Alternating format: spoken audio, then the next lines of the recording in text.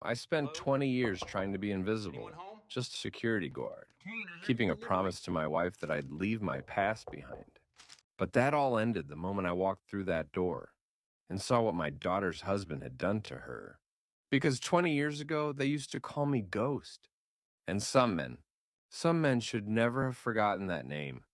This is the story of what happens when you hurt the daughter of a man who used to run this city.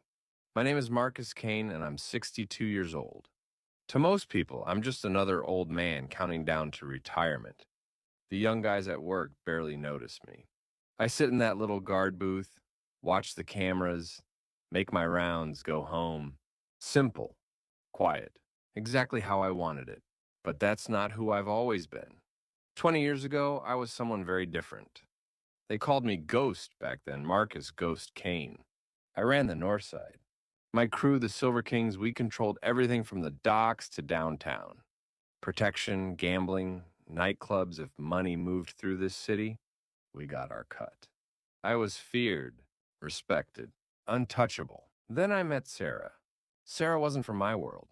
She was a nurse at County General, working double shifts to pay off her student loans. We met when one of my guys got stabbed in a deal gone bad, and I brought him to the ER. She looked at me with these eyes, not scared, not impressed, just disappointed. Like she could see right through the expensive suit and the reputation to the man underneath, who was wasting his life. We got married 6 months later, and 3 years after that, our daughter Emily was born. I remember holding Emily for the first time in that hospital room. She was so small, so perfect. Her tiny fingers wrapped around my thumb, and she looked up at me with those big brown eyes, Sarah's eyes. And in that moment, I felt something I'd never felt before: shame. What kind of father could I be? What kind of example? Every day I went out, there was a chance I wouldn't come home. Every deal, every meeting, every moment, I was one bullet away from leaving my baby girl without a father. Sarah must have seen it in my face. She was lying there in that hospital bed, exhausted, and she took my hand. "Marcus," she said, her voice barely a whisper, "I need you to promise me something." "Anything," I told her. "When we leave this hospital, you leave that life behind. All of it. I don't care if we live in a trailer park. I don't care if we eat ramen every night. But our daughter deserves a father who comes home. A father she can be proud of. A father who doesn't flinch at sirens or check over his shoulder in parking lots. Can you give her that?" I looked at Sarah, then at Emily, then back at Sarah. "I promise," I said. "I'm done." And I meant it. Getting out wasn't easy. You don't just walk away from that life. But I had built enough respect over the years that when I called a meeting with the other crew leaders and said I was out, they let me go. I handed everything over to my second in command, a kid named Tommy Hammer Rodriguez. Smart kid, loyal, he understood. "You ever need anything, boss?" Tommy told me at my going away. "Dinner, if you can call it that. Anything at all. You call me." "I won't," I said, "but I appreciate it." I got a job doing construction. Minimum wage. My hands, which had once only needed to snap fingers to make things happen, now swung hammers and mixed concrete. It was honest work. Hard work. The other guys would go out for beers. After shift, complaining about their bosses, their wives, their bills. I'd smile and nod, never telling them that I used to make more in a week than they'd see in a year. But I didn't miss it. Not once. Sarah worked part-time at a clinic. We rented a small 2-bedroom apartment in a decent neighborhood. Nothing fancy, but it was ours. Clean, safe, normal. And Emily grew up happy. She didn't know about my past. Nobody did. I was just Dad, the guy who helped with homework, who taught her to ride a bike, who sat through every school play and soccer game, the guy who made pancakes every Saturday morning and told terrible jokes that made her groan. When Sarah got sick, stage 4 pancreatic cancer, it happened fast. 6 months from diagnosis to the end. I held her hand every single day in that hospice room. Emily was 17, old enough to understand, but too young to lose her mother. The night before Sarah died, she squeezed my hand. She could barely speak by then, but she pulled me close. "You kept your promise," she whispered. "Thank you. I love you," I told her. "I love you too." And Marcus? Her eyes found mine. Keep being the man you became, not the man you were. Emily needs her father. I will, I promised. She died the next morning with both of us holding her hands. After the funeral, Emily and I became even closer. It was just the two of us against the world. She went to community college studying business. Smart girl, just like her mother. She got a job at a bank, worked her way up. And then she met David. David Walker, 28 years old, good looking in that clean-cut way. Drove a nice car, a BMW, always dressed sharp. Told us he was in investment consulting and business development. His father, Robert Walker, owned some commercial real estate company. I didn't like him from the start. It was nothing I could put my finger on. He said all the right things. Brought flowers when he came to dinner. Complimented Emily constantly. Shook my hand firmly, maybe too firmly when we met. But there was something in his eyes. Something empty behind the smile. I'd seen that look before in my old life. Men who could turn off their conscience like a light switch. Dad, don't be paranoid, Emily said when I gently questioned her about him. You're just being overprotective. Maybe she was right. Maybe I was seeing ghosts where there were none. Maybe 20 years of going straight had made me forget what normal young men looked like. 6 months later, David proposed. Emily said yes. They had the wedding at some country club David's father insisted on paying for everything. It was beautiful. Emily looked radiant in her white dress, and when I walked her down the aisle, I whispered, "You sure about this, princess?" She squeezed my arm. "I'm sure, Dad. I love him."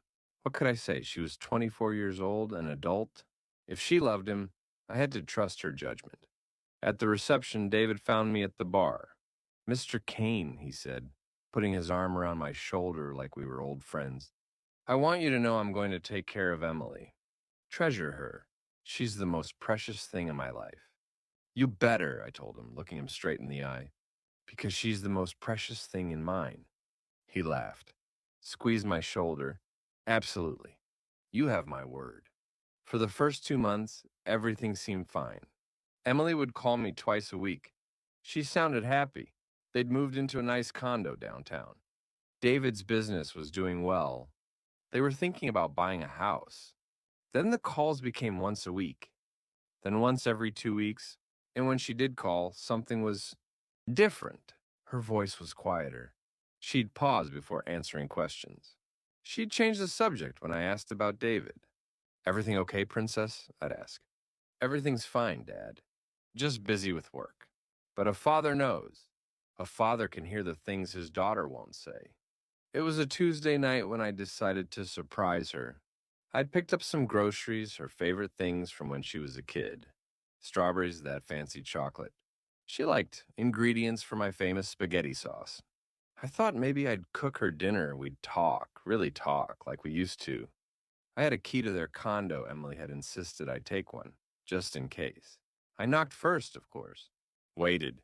No answer. Knocked again. The door was unlocked. I opened it slowly. "Emily, David, it's Dad." I brought some. That's when I heard it. A sound that made my blood run cold. A slap, sharp, unmistakable. Then Emily's voice, small and frightened. "Please, David." "I'm sorry. I'm sorry." "Sorry?" David's voice twisted with rage. "You think sorry fixes this? You think I don't know what you've been doing?" I moved quickly down the hallway. The living room. What I saw there made the world stop. Emily was on the floor, curled up, her hands protecting her face. David stood over her, his face red with rage and alcohol. His foot pulled back for a kick. And in that moment, in that single, frozen moment, 20 years of being Marcus Kane, the quiet security guard, the good father, the reformed man, it all shattered because I wasn't Marcus Kane anymore. I was Ghost. And Ghost had just seen someone hurt his daughter. "Get away from her," I said. My voice came out different, colder. It was a voice I hadn't used in 2 decades. A voice that used to make grown men step back. David spun around. For a second, just a second, fear flashed across his face. Then he saw me. Just an old man in a security guard uniform, holding a bag of groceries. His fear turned to contempt. "Old man," he sneered. "This is between me and my wife?" Get out. I set the groceries down carefully. Emily, I said, not taking my eyes off David. Come here, baby. Dad, Emily's voice cracked. She was crying. Her face was already swelling. One eye was turning purple.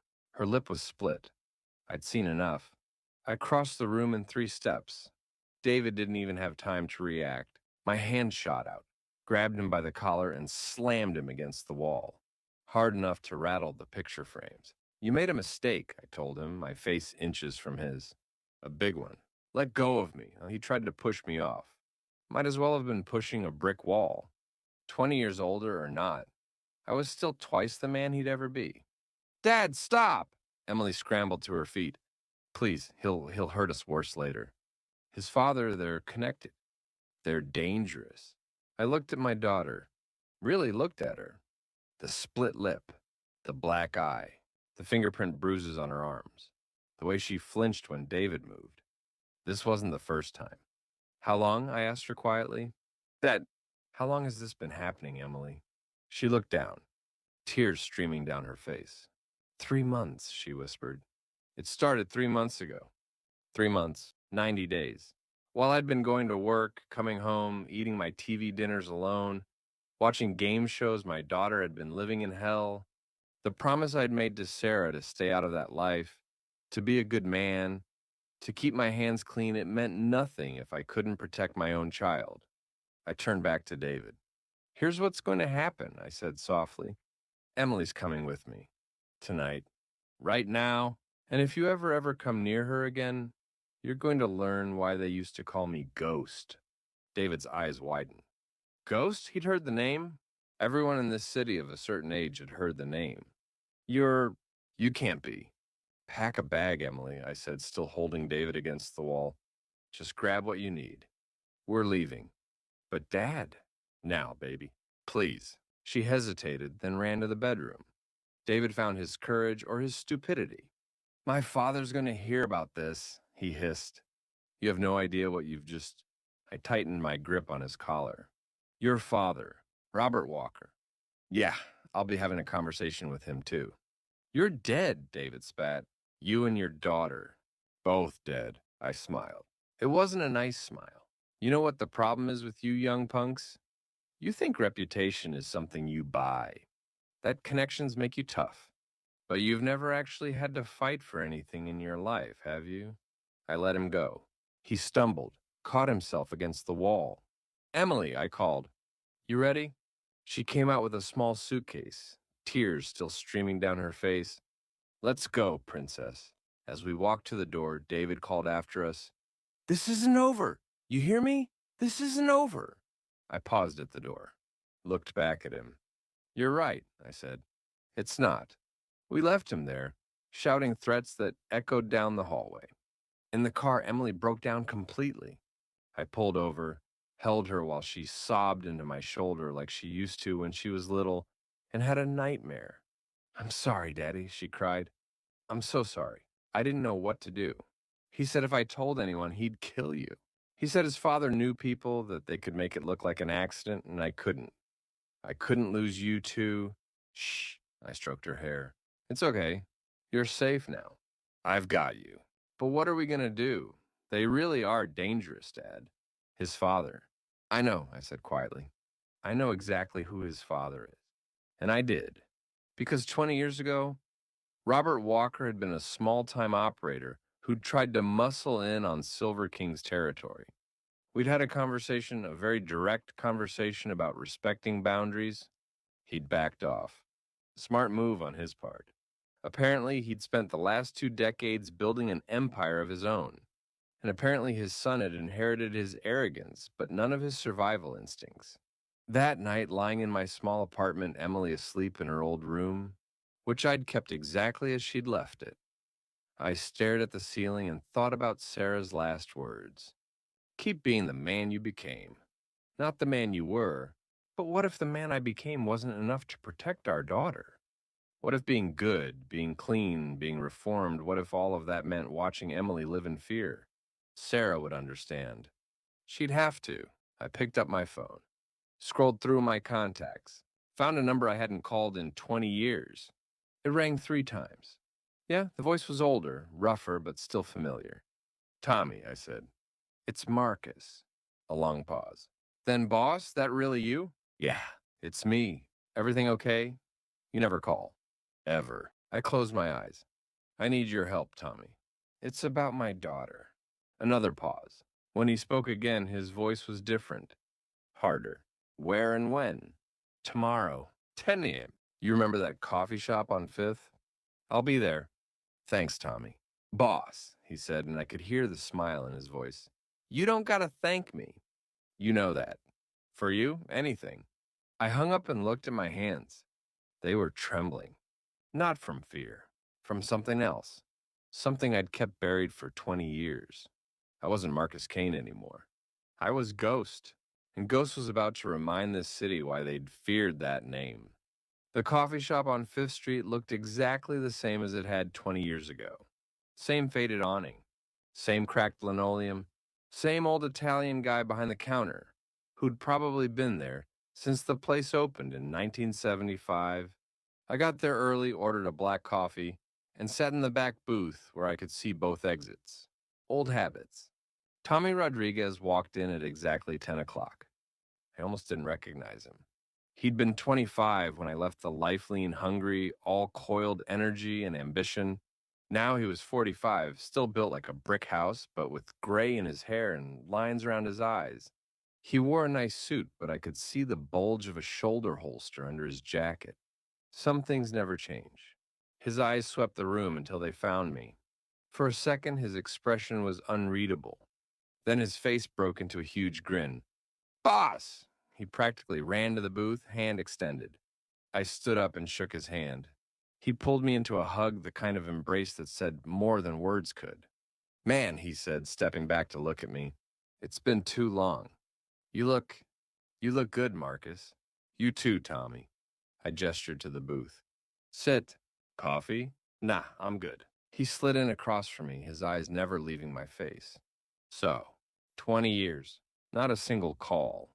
Then out of the blue, I need your help. Must be serious. I nodded, took a breath. It's Emily, my daughter. Tommy's expression immediately shifted. All business now. What happened? I told him everything. David, the abuse, what I'd walked in on, the threats. As I talked, I watched Tommy's jaw tighten, his hands curl into fists on the table. That piece of, he stopped himself, breathed. Okay, so what do you need? You want me to have a conversation with this David kid? Put the fear of God into him? It's not that simple, I said. His father's Robert Walker. Tommy's eyes widened. Walker, Robert Walker, the real estate guy? That's the one. Boss. Tommy leaned forward. You know who's backing Walker, right? You know whose territory he's operating in? I had a sinking feeling. Tell me. Victor Mancini, the Mancini family. Walker's basically their front man for legitimate business. Commercial real estate, construction, a bunch of those strip clubs downtown. If you go after Walker or his son, you're going after Mancini's money. I closed my eyes. Victor Mancini. When I'd left the life, the Mancini family had been a minor operation on the east side. Apparently, in 20 years, they'd grown into the dominant organization in the city. How big are they? I asked. Tommy shrugged. Big enough. They've got cops on payroll, judges, city council members. Victor runs things like a corporation clean on the outside, dirty underneath. He's smart. Careful. Not like the old days when we'd settled disputes with baseball bats in alleys. But, I said, watching Tommy carefully, he's not untouchable. Tommy met my gaze. A slow smile spread across his face. Nobody's untouchable, boss. You taught me that. What about the Silver Kings? You still running things? Yeah. I mean, we're not what we used to be when you were in charge. Smaller operation. We've got the docks, some neighborhood protection, a couple of gambling spots. We stay low-key, don't step on Mancini's toes, and they leave us alone. It's a living. You got guys, good guys? I got 12 solid guys. Not the 30 we had back in your day, but they're loyal. They're capable. He paused. Why? I leaned forward. Because I need to know if David Walker and his father have any connection to people who might protect them. And if they do, I need to know how to get to them anyway. If you're finding this story compelling, please hit that subscribe button and give us a thumbs up. Your support helps us share more important stories like this one. Now let's continue with what happened next. Tommy studied my face for a long moment. Marcus, he said quietly, you've been out for 20 years. You got out clean. You kept your promise to Sarah. You raised your daughter, right? You sure you want to step back into this? Because once you do... I know, I interrupted. Once you're back in, it's hard to get out again. But Tommy, that's my little girl. That son of a bitch put his hands on her. And he threatened to kill us both if we went to the police. What about witness protection, FBI? I shook my head. If the Mancini family is as connected as you say, they'll find us. And even if they don't, Emily spends the rest of her life looking over her shoulder, living under a fake name, cut off from everything she knows. That's not living. That's just a different kind of prison. Tommy nodded slowly. So what's the play? I need you to find out everything you can about David Walker and his father. Where they go, who they meet with, how deep the Mancini connection runs. And I need to know if there's a way to discourage them from ever coming near Emily again. Discourage, Tommy repeated, a slight smile playing at his lips. That's a polite word for what you're talking about. I'm a polite guy, Tommy laughed. Then his expression grew serious again. Boss, I gotta ask, you ready for this? I mean, really ready? You've been Marcus Kane's security guard for 2 decades. Ghost has been retired for a long time.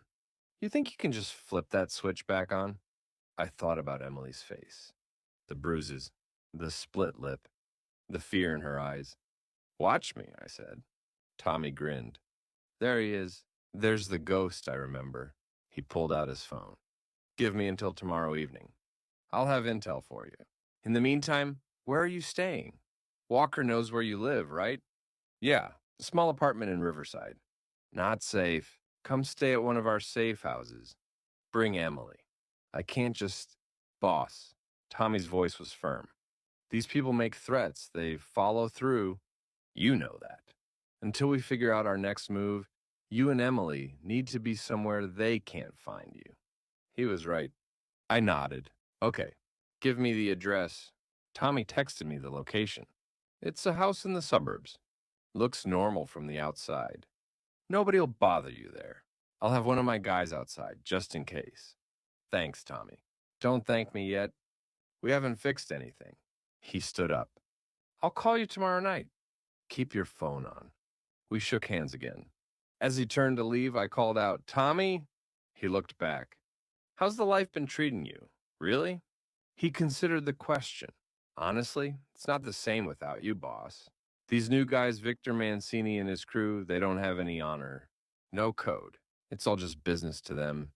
Cold. Calculated. Sometimes I miss the old days. When things were simpler. Simpler? I raised an eyebrow.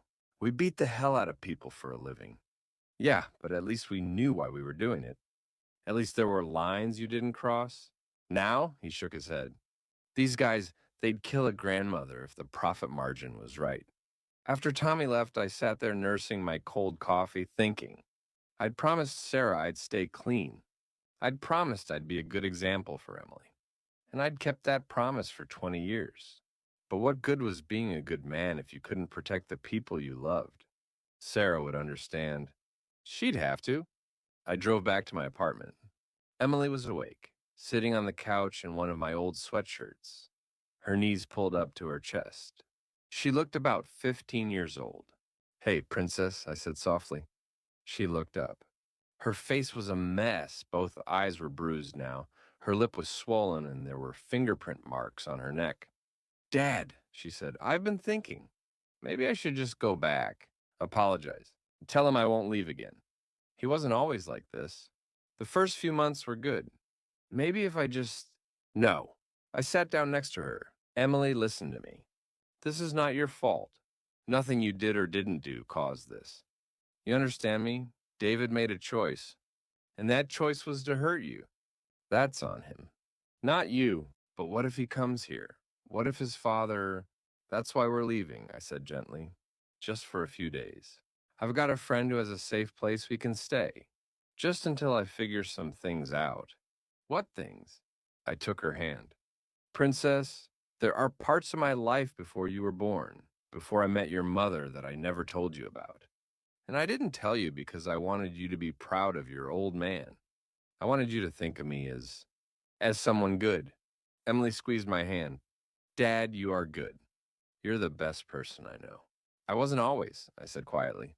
There was a time when I was different, when I did things I'm not proud of.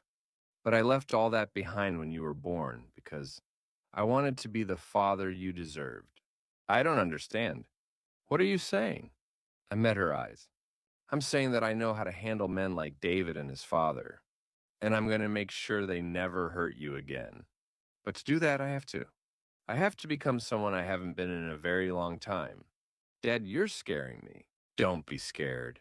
I would never let anything happen to you. Ever. You're my whole world, Emily. You always have been. I stood up. Now pack a bag. Enough for a few days. We leave in an hour. The safe house was in a quiet subdivision called Maple. Grove, the kind of place where every lawn was perfectly manicured and every house looked basically the same.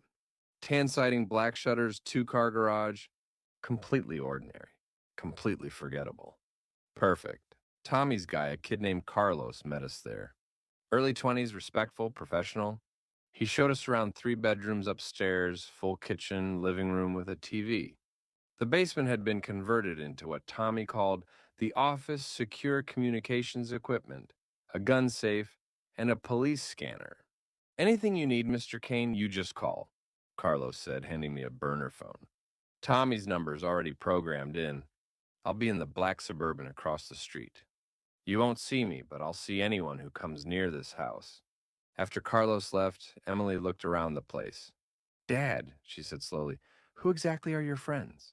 Old friends, I said. From before. Before what? I sighed. Sat down on the couch. Patted the spot next to me. Emily sat. Your mother knew who I was when she married me, I began. She knew what I did. And she loved me anyway. But when you were born, she made me promise to leave that life behind. To be a different man. A better man. For you. What life, Dad? You're talking in riddles. So I told her. Not everything she didn't need every detail. But enough. About the Silver Kings. About Ghost. About what I'd done and who I'd been. When I finished, Emily was silent for a long time. So you were like a mob boss, she finally said. That's one way to put it. And you just stopped. For you, I said. And for your mother. Because I wanted to be someone you could look up to. Someone you'd be proud to call Dad. Emily's eyes filled with tears. I've always been proud of you. Always. You worked 2 jobs to keep me in good schools.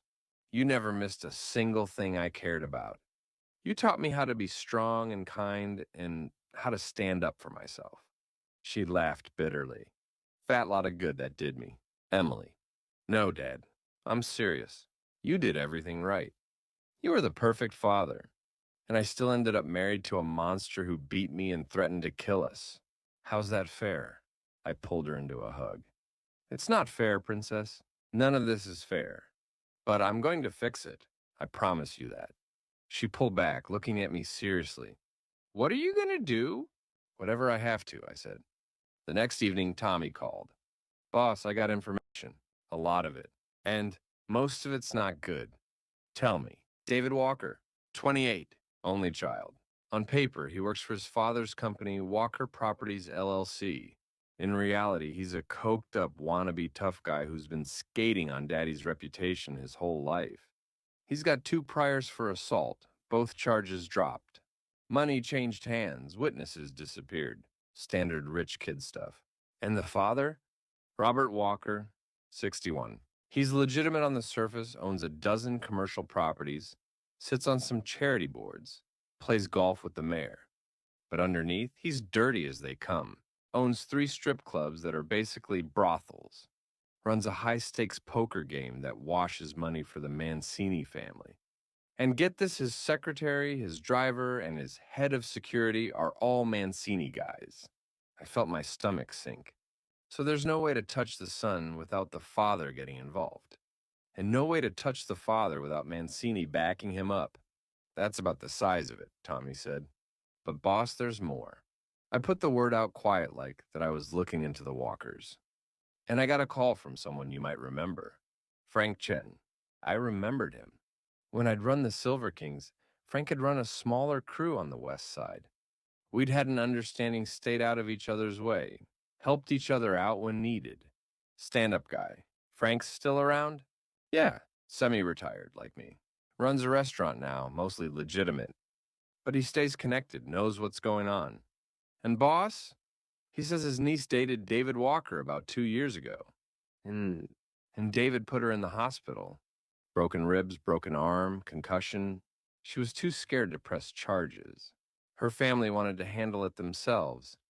But Frank talked them out of it. Told them going after a guy protected by the Mancinis was suicide. So this isn't the first time, I said quietly. Not even close. Frank says he knows of at least 3 other women. Maybe more. David's got a pattern, dates them for a few months. Everything's great. Then, boom. Once he's got them isolated and dependent, the mask comes off. I felt rage building in my chest. Cold. Controlled. The kind of rage that doesn't explode, it calculates. Frank says if you're planning something, Tommy continued, he wants in. Says he's felt guilty for 2 years about not protecting his niece. This is his chance to make it right. Tell Frank I appreciate it, but I can't ask him to. Boss, with all due respect, shut up. Frank's in. I'm in. And when the word gets around, and it will, you're going to have a lot more people wanting to help. Because here's the thing, everyone's afraid of the Mancinis, but everyone hated them too. They've spent 20 years squeezing this city. People are tired of it. I thought about this. How many guys can you get? If it's just us, 12 of my guys. Frank can probably bring another 8.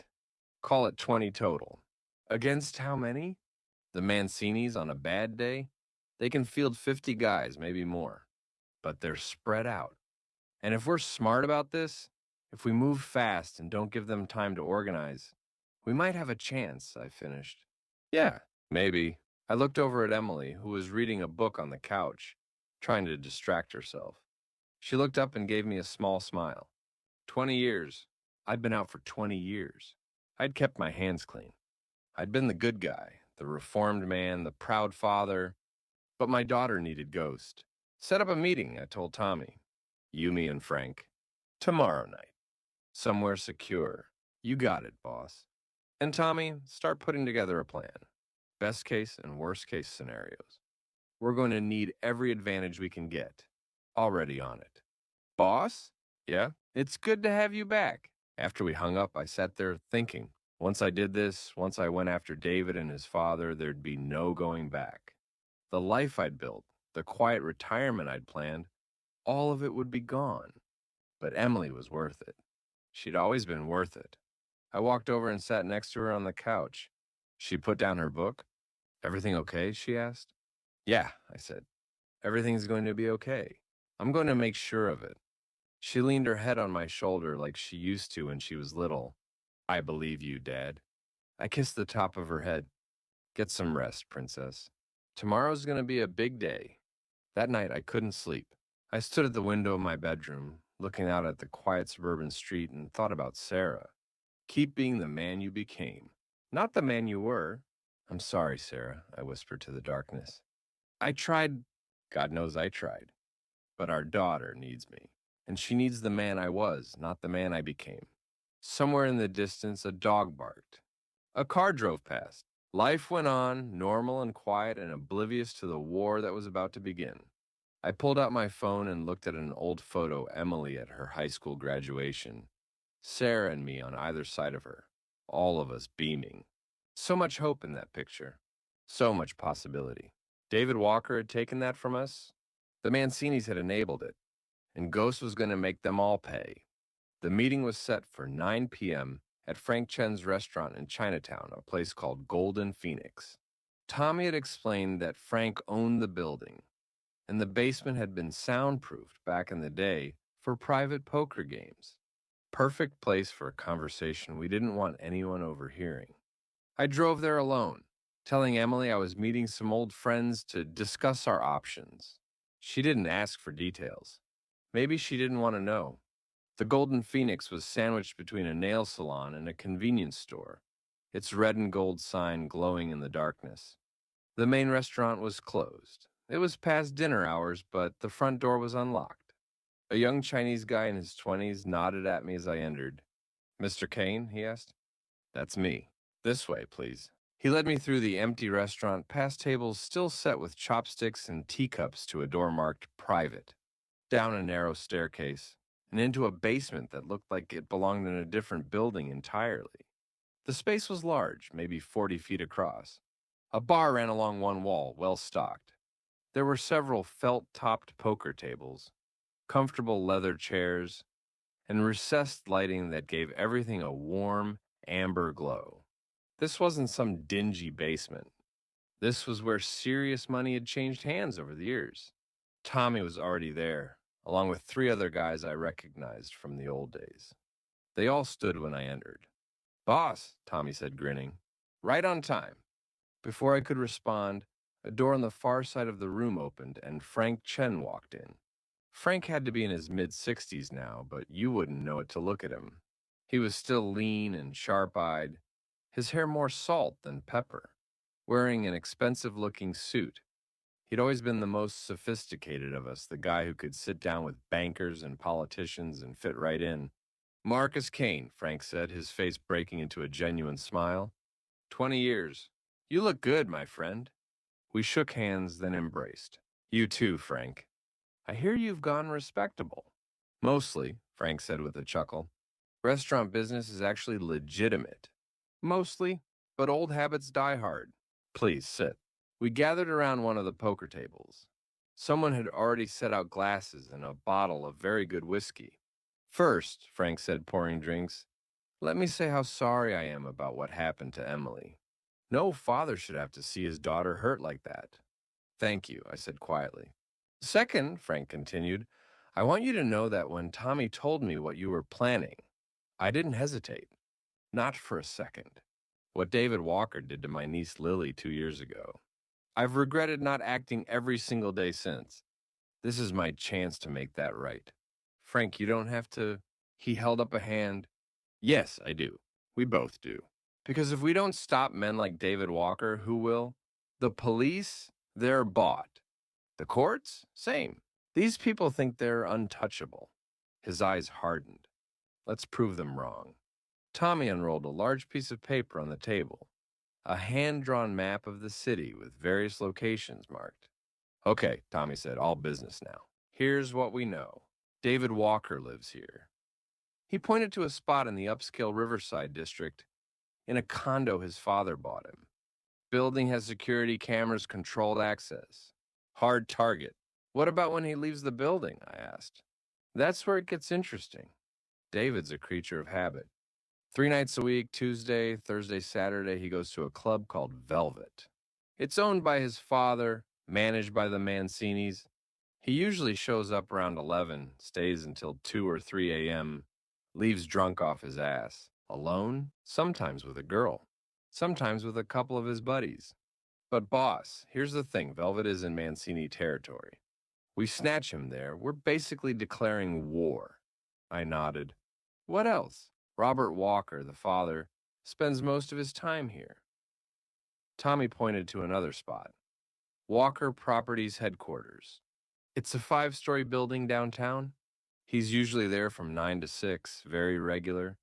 He has a driver who picks him up at his house every morning at 8:30. House? Big place in Oakmont Hills. Gated community. Private security. Again, hard target." Frank leaned forward. "Marcus, before we go further, we need to discuss the elephant in the room. The Mancini family. You understand that whatever we do to the Walkers, the Mancinis will respond. They've built their whole empire on the idea that nobody touches their people." "I know," I said. "Do you?" Frank's voice was gentle but serious. "Victor Mancini is not like the bosses we dealt with 20 years ago. He's smart, patient. He doesn't react emotionally. If we move against the walkers, he'll calculate his response like a chess player. And he has resources we don't. How many guys can he field? I asked. Tommy and Frank exchanged a look. Total, Tommy said. Maybe 75 to 100, but they're spread out across the city. His core crew, the guys who'd respond to something like this, probably 30, 40 guys. And we have 20, I said. If that, Frank added. Some of my guys are older now, retired. They'll help because they respect me, but they're not the fighters they used to be. I sipped my whiskey, thinking, what if we don't give Mancini time to respond? What do you mean? Tommy asked. I mean, what if we move so fast that by the time Mancini realizes what's happening, it's already over? Frank raised an eyebrow. You're talking about hitting multiple targets simultaneously. Exactly. We split into 3 teams. Team 1 grabs David. Team 2 pays a visit to Robert Walker. And Team 3. I paused. Team 3 sends a message to Mancini himself. The room went quiet. Boss, Tommy said carefully, and that's incredibly risky. If any of those teams gets caught, if anything goes wrong. Everything we're discussing is risky, I interrupted. But if we try to do this slow and careful, Mancini will see us coming. We'll end up in a war of attrition that we can't win. Our only advantage is surprise. Frank nodded slowly. He's right.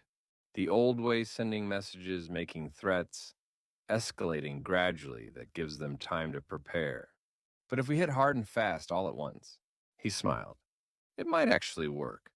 Okay, Tommy said, warming to the idea. Let's say we do this. What exactly are we trying to accomplish? Are we just trying to scare David and his father? Or are we talking about something more? Permanent? I looked at each of them. I want David Walker to understand that if he ever comes near my daughter again, if he even thinks about her, he's a dead man. And I want Robert Walker to understand that his money and his connections won't protect his son. Not from me. And Mancini? Frank asked. Mancini needs to understand that there are still people in this city who won't bow to him. That there are lines that shouldn't be crossed. And that when you protect pieces of shit like David Walker, there are consequences. Tommy grinned. Damn, boss. You've been out of the game for 20 years, and you still think like a general. One of Tommy's guys, a thick-necked guy named Pete, who'd been with the Silver King since before I left, spoke up. Mr. Kane, if I can ask. Why now? I mean, I get that your daughter got hurt. But you could have called the cops, got her into witness protection, avoided all this. Why are you willing to risk everything? It was a fair question. Because, I said slowly, 20 years ago, I made a promise to my wife that I would be a good man, that I would raise our daughter in a world where she didn't have to be afraid, where she didn't have to know about the things I used to do. And I kept that promise. I worked honest jobs. I paid my taxes. I followed the rules. I looked at Pete. And you know what? It didn't matter. Evil still found her. Men like David Walker and his father, they don't care about rules. They don't respect good men. They see decency as weakness. I stood up, pacing. So I have a choice. I can keep being Marcus Kane, good citizen, and hope the system protects my daughter. Or I can be Ghost and guarantee it. I turned back to face them. I choose Ghost. The room was silent for a moment. Then Pete nodded. I'm in, he said simply. Me too, said another guy. Count me in, boss, said a third. Tommy stood up. You all know what you're signing up for, right? This isn't some small-time operation. We're going up against the biggest organization in the city. Some of us might not walk away from this. Nobody moved. Nobody left. Frank smiled. Looks like you've got your army, Marcus. For the next 2 hours we planned. Frank had always been the tactician among us, the guy who thought 3 moves ahead. Under his guidance, we broke down each objective. Team 1, David Walker. Tommy would lead this team with 5 guys. They'd grab David outside Velvet on Saturday night when he was drunk and vulnerable, take him somewhere private, have a very direct conversation about his future behavior. The goal was to terrify him so badly that he'd never want to see Emily again. Team 2, Robert Walker, Frank, would lead this team with 4 guys. They'd intercept Robert's car on his way home from work Friday night. Nothing violent, just a conversation about how his son's behavior had consequences, and how his Mancini protection only went so far. Make him understand that his money couldn't buy his way out of this. Team 3, the message. This was the risky one. I would personally lead 3 guys to Mancini's flagship property, a high-end social club called the Monarch, where Victor conducted business. We'd walk in, deliver a message, and walk out. The message, your protection of the Walker family ends now. This is not negotiable. Boss, Tommy said, you sure you want to be the one to confront Mancini? That's literally walking into the lion's den. That's exactly why it has to be me, I said. Mancini's my age. He remembers Ghost. He remembers what the Silver Kings were. If you or Frank show up, he'll dismiss you. But if Ghost walks into his club, I smiled, he'll pay attention. Or he'll have you killed, Frank pointed out. Maybe, but I don't think so. Mancini's smart. He'll want to know why I'm back. And once I explain that this is about protecting my daughter, that this isn't me trying to rebuild an empire or challenge his territory, he might actually listen. And if he doesn't, Tommy asked, then things get messy, I admitted. But that's a risk I have to take. We spent another hour going over details, timing, equipment, backup plans.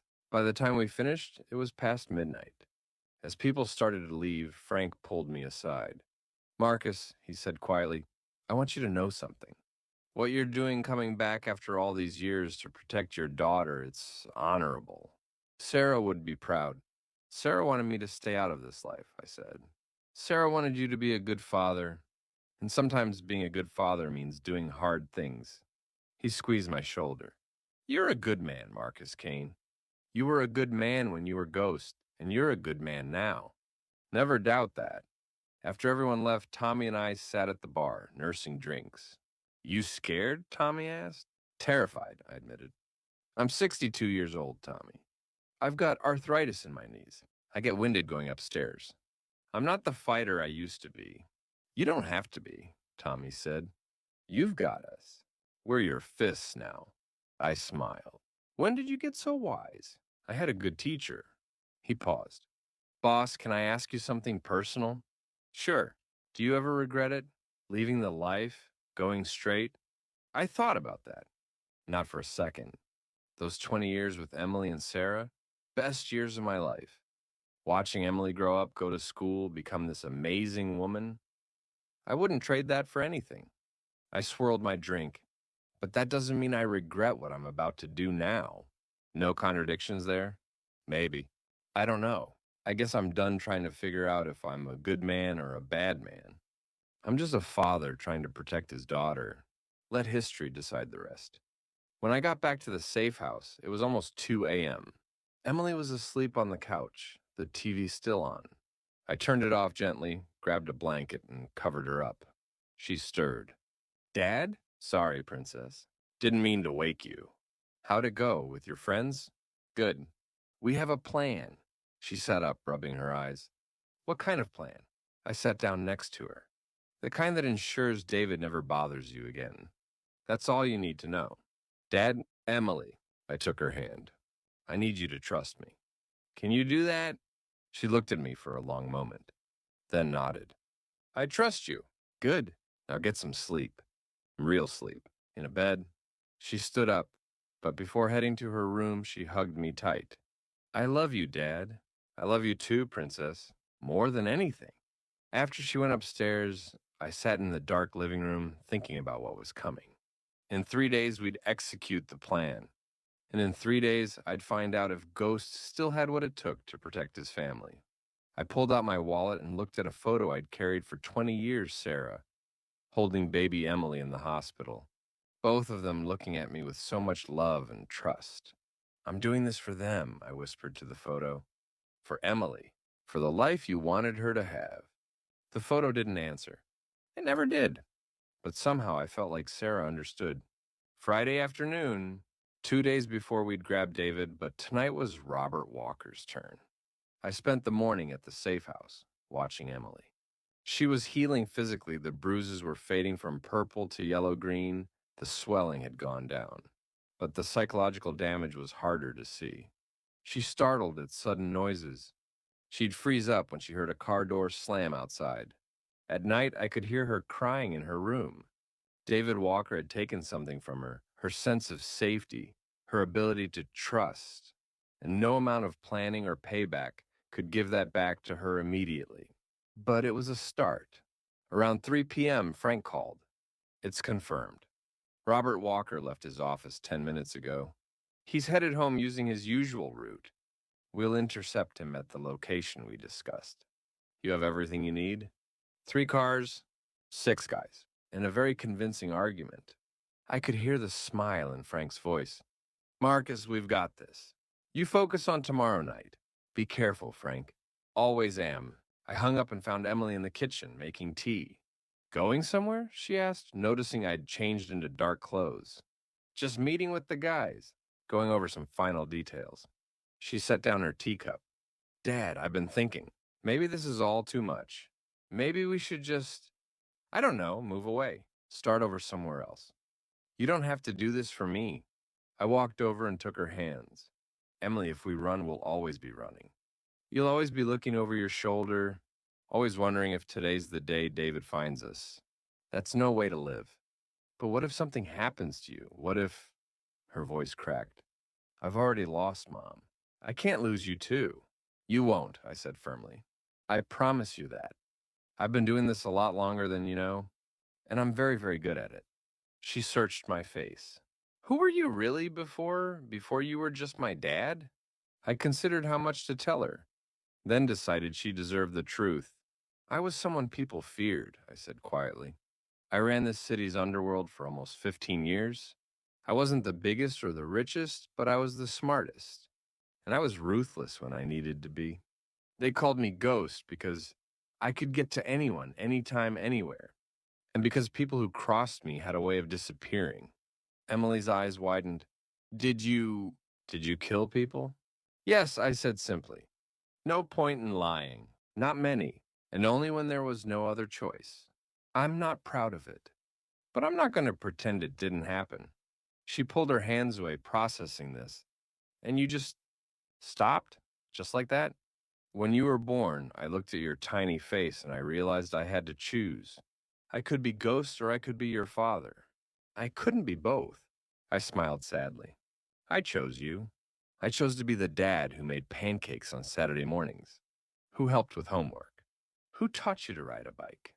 And I never regretted it. Not once. But now you're going back, she said. Not going back. Just temporarily becoming who I need to be to protect you. There's a difference. Before Emily could respond, my burner phone buzzed. A text from Frank Package secured. Beginning conversation. I have to go, I told Emily. I'll be back late. Keep the doors locked. Carlos is outside if you need anything. Dad, she called as I headed for the door. I turned back. Be careful, she said. Please, always, princess. I drove to a warehouse district on the east side, one of Frank's properties that wasn't on any official records. The kind of place where you could have private conversations without worrying about witnesses. Tommy was waiting outside when I arrived. Boss, you didn't have to come. Frank's got this handled. I know, but Robert Walker needs to see my face. Needs to know this is personal. Inside the warehouse, Robert Walker sat in a metal chair, his wrists zip-tied in front of him. He wasn't hurt, Frank's guys had been professional, but he was clearly terrified. His expensive suit was rumpled, his usually perfect hair was disheveled, and there was a dark stain on his pants where he'd wet himself. Frank stood nearby, arms crossed, watching him with cold eyes. When I walked in, Robert's head snapped up. Who the hell are you? He demanded, trying to sound authoritative, but his voice shook. I pulled up a chair and sat down facing him. You don't recognize me, do you? He squinted. Should I? 20 years ago, you tried to move into Silver King's territory. Open a gambling operation on the docks without permission. You remember what happened? His eyes widened. Recognition dawned. Kane. Marcus Kane. Ghost. That's right. But you left. Everyone knows you went straight. I did, I said calmly. For 20 years, I was a model citizen. Kept my head down. Stayed out of trouble. Raised my daughter to be a good person. I don't understand what this has to do with. Your son, I interrupted, put my daughter in the hospital. Multiple times. He beat her, threatened her, made her life a living hell. Robert's face went pale. I didn't know. Bullshit, Frank said from behind me. You knew. Everyone knows what David does. You just didn't care because you've got Mancini protection. Look, Robert said, his words coming fast now. If David hurt your daughter, I'm sorry. Really, I am. But that's between them. That's a domestic situation. You can't just. I held up a hand and he stopped talking immediately. Some authority never fades. Here's what's going to happen, I said, my voice quiet but hard as steel. You're going to cut David off. No more money. No more protection. No more using Mancini's name to make his problems disappear. I can't do that. Victor Mancini and I have an arrangement. If I don't care about your arrangement, I said. You're going to tell Mancini that your son got into trouble he deserves, and you're washing your hands of it. If Mancini has a problem with that, he can take it up with me. Robert laughed, a desperate sound. You think Victor Mancini gives a shit about you? You've been out for 20 years. You're nobody now. He'll squash you like a bug. I leaned forward. Maybe. But before he does, I'll make sure you and your son go first. You understand me, Robert? If anything happens to me or my daughter, if David so much as looks at Emily wrong, my guys have instructions to end you both. And unlike Mancini with his corporate structure and his legitimate fronts, we've got nothing to lose. You're insane, Robert whispered. No, I said. I'm a father. There's a difference. I stood up, nodded to Frank. Let him go. What? Robert looked confused. You heard me. You're free to leave. Go home. Think about what I said. And remember, this is your one warning. Your only warning. Frank's guys cut the zip ties. Robert stood shakily, rubbing his wrists. One more thing, I said as he headed for the door. Tomorrow night, my guys are going to have a conversation with David. A similar conversation to the one we just had. I suggest you tell him to cooperate. Because if he tries to fight back or call for help, I shrugged. Well, let's just say the conversation will go differently. Robert practically ran out of the warehouse. After he was gone, Frank walked over.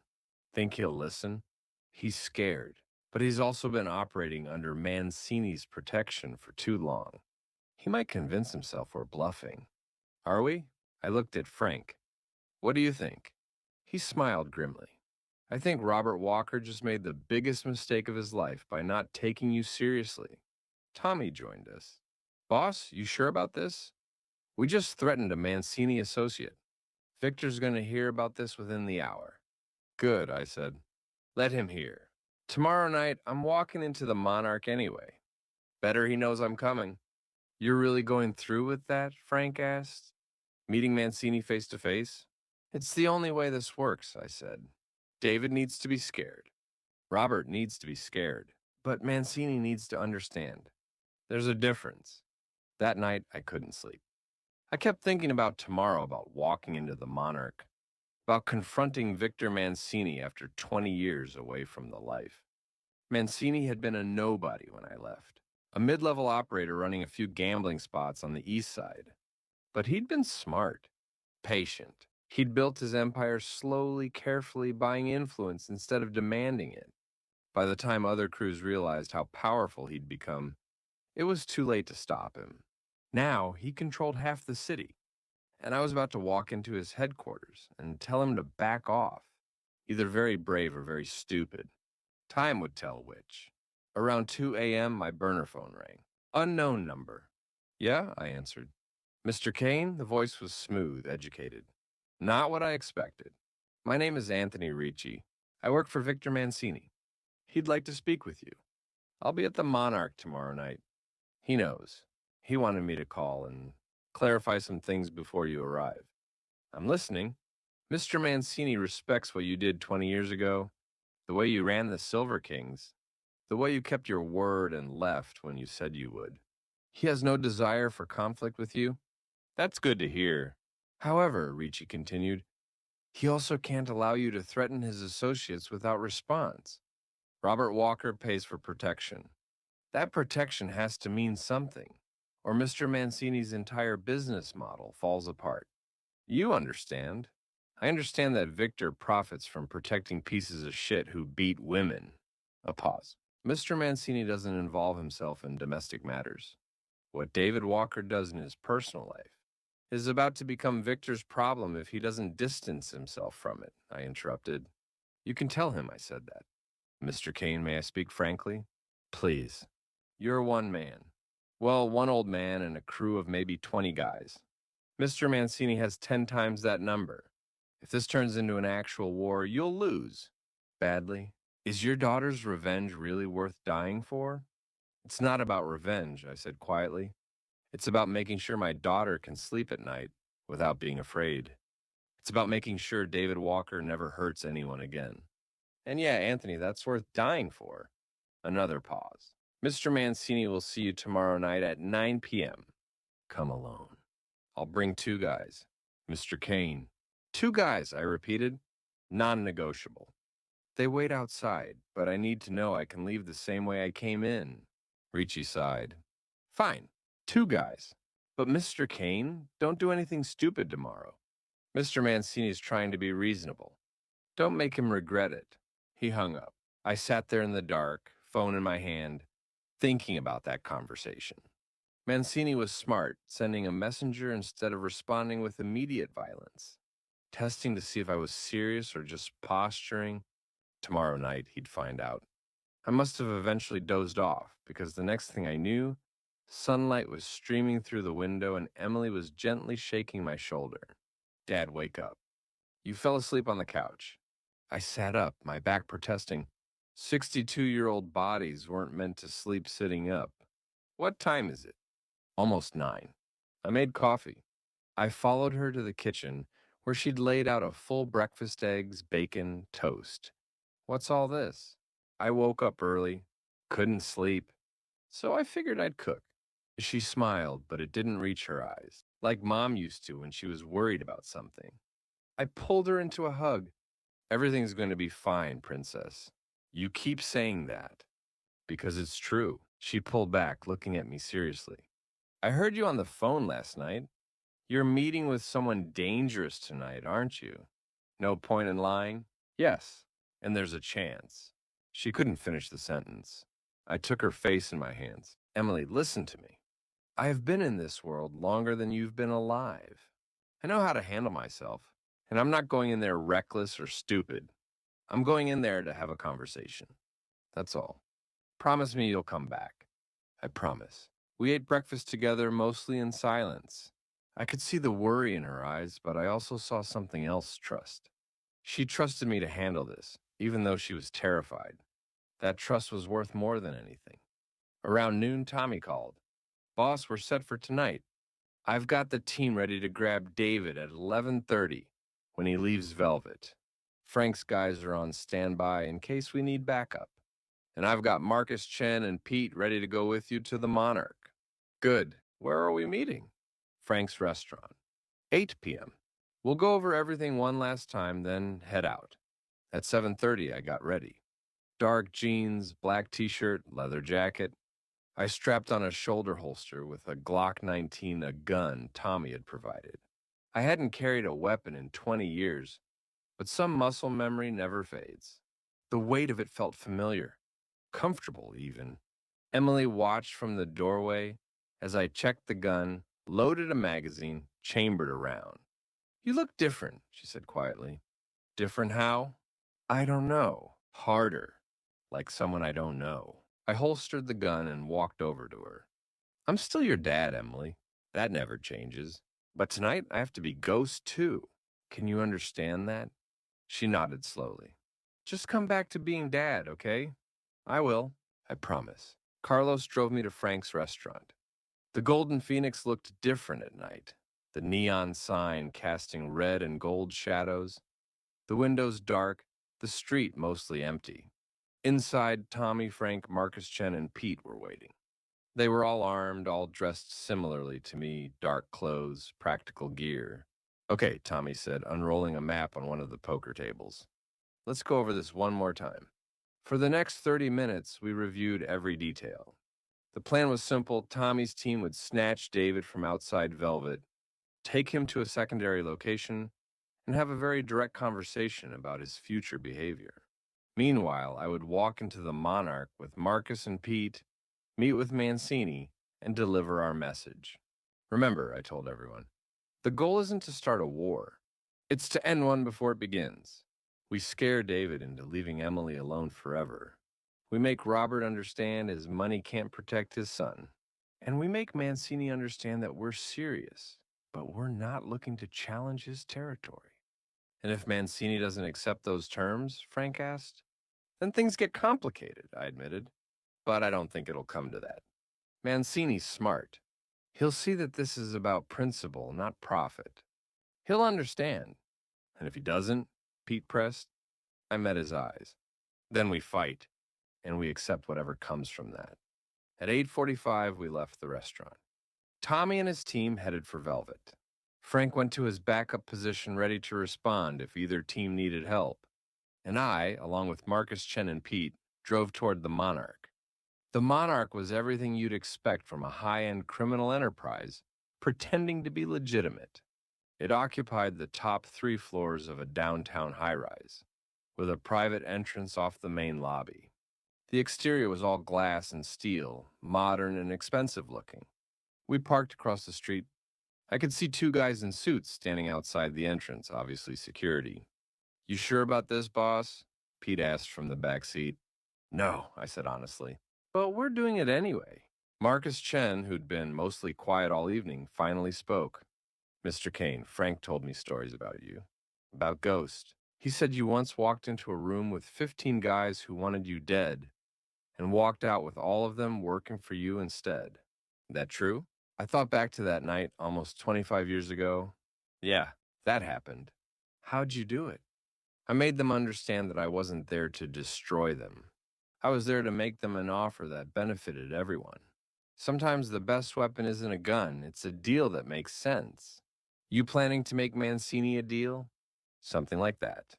We got out of the car. Marcus and Pete would wait by the entrance while I went up. The 2 security guys watched us approach. We're expected, I said. Marcus came to see Victor Mancini. One of them spoke into a radio. A moment later, he nodded. Going up. 28th floor. Someone will meet you at the elevator. The elevator ride felt like it took forever. Smooth jazz played softly. The walls were mirrored, and I caught glimpses of myself, an old man trying to be young again. Trying to reclaim something that had been gone for 20 years. What are you doing, Marcus? I asked my reflection. Is this really about protecting Emily? Or is it about proving you're still Ghost? I didn't have an answer. The elevator doors opened on the 28th floor.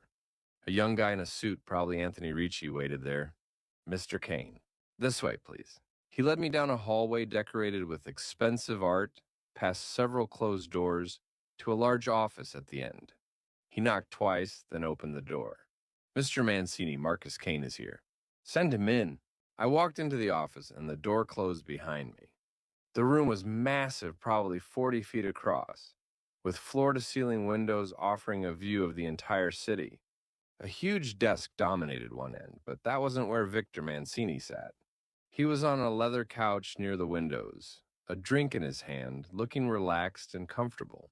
Victor Mancini was my age, maybe a year or 2 younger. He'd kept himself in good shape, still lean, still sharp-eyed. His hair was completely white now, slicked back in a style that probably cost more to maintain than I made in a month as a security guard. He wore a suit that cost more than my car. Marcus Kane, he said, standing and extending his hand. It's been a long time. I shook his hand. His grip was firm but not aggressive. Victor, please sit. Can I get you a drink? I have an excellent scotch. Sure. He poured 2 glasses, handed me one, then sat back down. I took the chair across from him. So, Victor said, swirling his drink, Ghost returns. I have to admit, when I heard the name, I was surprised. Everyone thought you were done with this life. I was. I am. This isn't about getting back in the game. No, Victor agreed. It's about your daughter. Emily, right? Married to David Walker. And David's been, he paused delicately, mistreating her. That's a polite way to put it. Victor sighed. Marcus, can I be honest with you? Please. David Walker's a piece of shit. He said it matter-of-factly, like he was describing the weather. He's a coked-up, entitled, violent little prick who's been trading on his father's money and my protection his entire adult life. I raised an eyebrow. Then why protect him? Because I don't protect David, I protect his father. Robert Walker owns properties I use. He launders money through his real estate deals. He's useful. And part of keeping Robert loyal is providing protection for his family. Victor took a sip of his drink. I don't have to like it. It's just business. So what happens now? Victor leaned forward. That depends on you, Marcus. You've already threatened Robert. You're planning to grab David tonight. Yes, I know about that. And you're here telling me to back off. So I need to understand, are you trying to start a war, or are you trying to end a problem? I met his eyes. I want my daughter to be safe. That's all. I don't care about territory or money or power. I just want David Walker to never come near Emily again. And if I agree to that, if I tell Robert that David's on his own, what do I get in return? Peace, I said simply. I go back to being nobody. You never hear from me again. And the Silver Kings, Tommy Rodriguez and his crew, they go back to their corner of the city. No challenges to your territory. No problems. Victor considered this, swirling his drink thoughtfully. You know what the problem is with running an organization like mine, Marcus? It's not the violence. Violence is easy. It's the perception. If people think I'm weak, if they think they can threaten my associates without consequences, then everyone starts testing me. Suddenly I'm fighting wars on 6 different fronts. I understand that. Do you? Because what you're asking me to do, abandon Robert Walker, let his son get hurt, that sends a message, and not a good one. I leaned forward. Then let me suggest an alternative message. Victor Mancini is so strong, so secure in his power, that he doesn't need to protect every lowlife who pays him. He can afford to cut loose deadweight when it suits him. And he's smart enough to avoid a pointless war with someone who isn't trying to take anything from him. Victor smiled slightly. That's good. Did you prepare that? Made it up just now. He laughed a genuine sound. You always were smart, Marcus. That's what I respected about you back in the day. You never picked fights you didn't need to. You built alliances instead of burning bridges. He stood up, walked to the window. All right, here's what I'll do. I'll tell Robert Walker that his son crossed the line. That domestic violence, especially against the daughter of someone like you, that's not something I'm willing to go to war over. Robert can figure out his own solution. And David? David's on his own. If your guys want to have a conversation with him tonight, I won't interfere. Just keep it reasonable. I don't need a corpse that leads back to me. I stood up. We just want him scared. That's all. Good. Victor extended his hand again. We have an agreement, then. You leave David alone after tonight. I leave you and your daughter alone. And we both go back to our respective corners. I shook his hand. Agreed. As I turned to leave, Victor called out, Marcus? I looked back. For what it's worth, I'm sorry about what happened to Emily. Nobody deserves that. And if I'd known David was... He shrugged. Well, I might have cut him loose myself. Thank you. I walked out of that office feeling lighter than I had in days. It had worked. Against all odds, it had actually worked. In the elevator going down, I called Tommy. Boss, how'd it go? Mancini's backing off. David's fair game. But Tommy, keep it clean. Scare him, but don't kill him. We don't need that heat. Roger that. We're moving in 10 minutes. Good luck. Marcus and Pete were waiting by the car, looking relieved to see me walking out in one piece. How'd it go? Marcus asked. Better than expected. Come on, let's get out of here. As we drove away from the Monarch, I looked back at the building, at the glowing windows where Victor Mancini ran his empire. 20 years ago, that could have been me. Should have been me by all rights. But I'd chosen differently. I'd chosen Emily. And I'd do it again in a heartbeat. My phone buzzed. Text from Tommy, package acquired. Taking him to the location. Will call when done. I leaned back in the seat and closed my eyes. It was almost over. Tommy called at 1:30 a.m. It's done, boss. I was back at the safe house, sitting in the dark living room, unable to sleep until I knew everything had gone according to plan. Tell me, I said. We grabbed David outside Velvet at 11:40. He was drunk, just like we expected. Barely put up a fight. We took him to the warehouse on Porter Street. And boss, we had a very educational conversation. He understands? Oh, he understands. We explained in very clear terms that if he ever contacts Emily again, if he even thinks about her, his father's money won't save him. Mancini won't save him. Nothing will save him. How'd he take it? Tommy chuckled darkly. He pissed himself. Literally. Started crying, begging, promising he'd leave her alone forever. It was pathetic. Good. Where is he now? We dropped him at a hospital. Told him if he talks to the cops, next time will be worse. He won't talk. You're sure? Boss, I've been doing this a long time. I know when someone's truly broken. David Walker will spend the rest of his life looking over his shoulder, flinching at shadows. He's done. I felt something release in my chest tension I'd been carrying for weeks. Thank you, Tommy. Thank all the guys for me.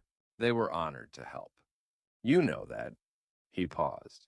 Boss, what happens now? You going back to being Marcus Kane, security guard? I don't know, I admitted. That life feels like it belongs to someone else now. Well, whenever you figure it out, you know where to find us. The Silver Kings, what's left of them, were always here for you. After we hung up, I sat there for a long time, thinking about Tommy's question. What happens now? I'd accomplished what I set out to do. David was neutralized. Robert Walker had been warned. Mancini had backed off. Emily was safe.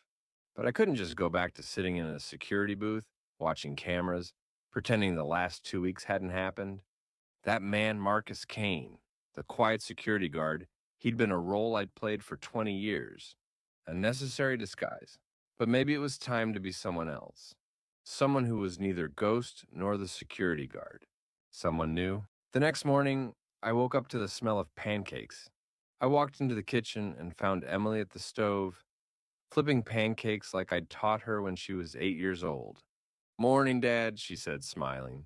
A real smile, not the forced ones she'd been giving me for weeks. Figured it was my turn to make Saturday pancakes. You remembered. Of course I remembered. Every Saturday for 16 years. Pancakes with too much syrup and terrible dad jokes. I laughed. My jokes weren't that bad. They really were. She plated the pancakes and brought them to the table. So, is it over? Is it really over? Yeah, Princess. It's over. She sat down across from me and I saw tears in her eyes. I don't know how to thank you. You risked everything. You went back to a life you'd left behind. Emily, I interrupted gently, you're my daughter. I would walk through fire for you. This was nothing. It wasn't nothing to me. She reached across the table and took my hand. You saved me, Dad. Not just from David. You saved me from being afraid, from feeling helpless. You showed me that. She paused, searching for words. That sometimes the people who love you will do whatever it takes to protect you. Your mother would have done the same.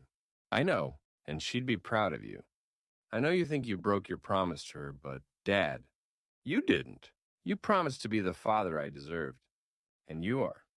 You've always been. We ate breakfast together, really together, for the first time in what felt like forever. Emily told me she was thinking about going back to school, maybe studying psychology, helping people who'd been through what she'd been through.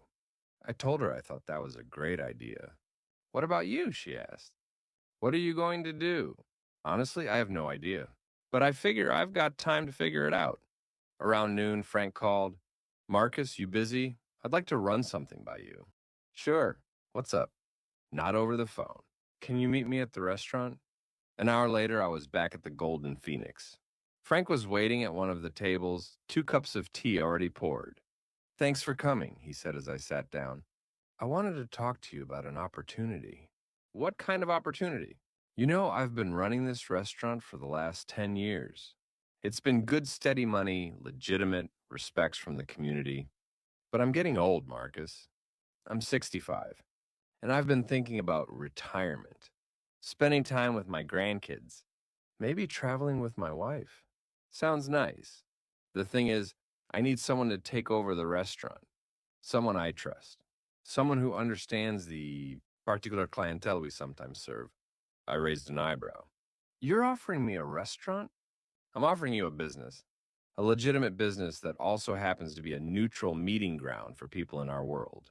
Think about it, you'd have income, purpose, and you'd still be connected enough to keep Emily safe if anything ever came up again. I considered this, running a restaurant. It was honest work, real work. And Frank was right, staying connected, even tangentially, meant I'd always know if threats were developing. What about the cooking?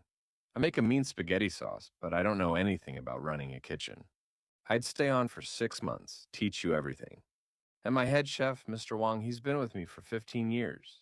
He'd stay on. You'd mostly handle the business side, managing, ordering, dealing with the particular customers. Can I think about it? Of course. Take your time. But Marcus? I can't think of anyone else I'd want running this place. Over the next few days, I discussed it with Emily. She loved the idea. Dad, you'd be amazing at that. You're good with people. You're organized. And honestly, I think you need something to do. You've been retired from your old life, but you're too young to actually be retired. She was right. At 62, I had years ahead of me. And the thought of going back to night security work, sitting alone in a booth for 8 hours, it held no appeal. I called Frank and accepted his offer.